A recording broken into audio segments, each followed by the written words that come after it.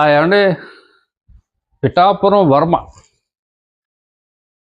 వద్దు ఏదో సైలెంట్ అయినట్టు కనపడుతుంది ఇటు వాతావరణం. అయ్యారంటారా? అయ్యారు అయ్యారు అవ్వక తప్పదు.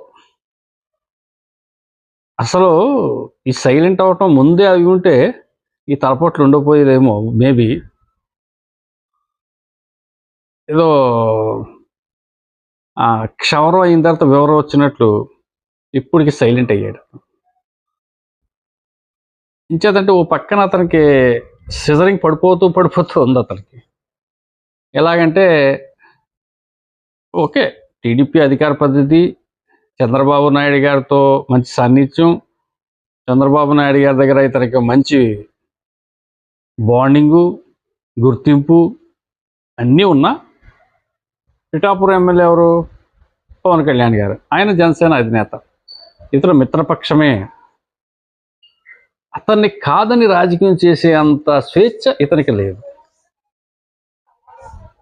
ఎమ్మెల్యేగా అతని కను సన్నలో అతని ప్రోటోకాల్ని గౌరవిస్తూ అతని అడుగుజాడల్లో పనిచేయాల్సిందే. ఇప్పుడు అక్కడ టీడీపీ ఎమ్మెల్యే ఉన్నాడు అనుకోండి, ఉదాహరణకి జనసేన ఇన్ఛార్జ్ ఉన్నాడు అనుకోండి, ఏం చేస్తాడు? జనసేన ఇన్ఛార్జ్ టీడీపీ ఎమ్మెల్యేతో కోఆర్డినేట్ చేసుకుని వెళ్తాడు. జనసేన ఇన్ఛార్జ్ సపరేట్గా కుప్పడి పెడతానంటే ఇక్కడ ఒప్పుకోరు కదా. అటు పవన్ గారు, కళ్యాణ్ గారు ఒప్పుకోరు, చంద్రబాబు నాయుడు గారు ఒప్పుకోరు. మిత్రపక్షాలు కలిసిపోవాలంటారు. సో ఈ కలిసిపోయే ప్రక్రియలో ఎమ్మెల్యే కొన్ని అధికారాలు ఎక్కువ ఉంటాయి. ఇప్పుడు ఇక్కడ ఏమైంది? అతను not only MLA, deputy CM, ఒక పార్టీకి అధినేత. అది మర్చిపోయి ఇతను నేను నగ్గించాను అనే ఒకే ఒక అహం, దాన్ని నాగబాబు గారు బ్రేక్అవుట్ చేశారు. పవన్ కళ్యాణ్ గారిని ఎవరైనా నగ్గించారు అనుకుంటే అతని కర్మ అని చెప్పి క్లియర్గా చెప్పాడు. సో ఆ అహంతో అతను విర్రవీగిపోయి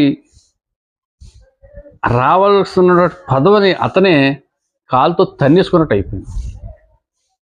మొన్న నాగబాబు గారు పర్యటన చేసినప్పుడు, తొలి పర్యటన ఎమ్మెల్సీగా అతను నియోజకవర్గంలో తిరిగినప్పుడు దుర్గమ్మ చెరువు అనే ప్రాంతం వెళ్తే అక్కడ ఆ ప్రాంతం అంతా కూడా వర్మకు పట్టున్న ప్రాంతంలో ఇతను ఆహ్వానించి ఘన స్వాగతం పలికి వాళ్ళ సమస్యలందరూ చెప్తే ఇతను సానుకూలంగా స్పందించినప్పుడు ఇంకా వర్మను మర్చిపోతారు.